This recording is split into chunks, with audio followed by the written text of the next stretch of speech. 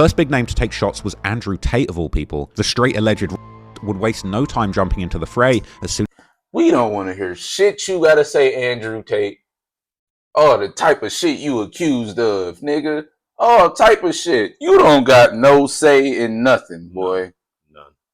I mean, he's just trying to keep his name relevant, you know. As the allegations surfaced, Tate quote tweeted his own months-old post about avoiding famous people because they're all gay and weird. Ironic coming from the once self-professed most famous man in the world, but okay. When Meek tried to clap back at Tate, bringing up the influencer's own legal troubles with sex trafficking allegations, Tate doubled down, making it clear he was just asking questions about what everyone else was already talking about.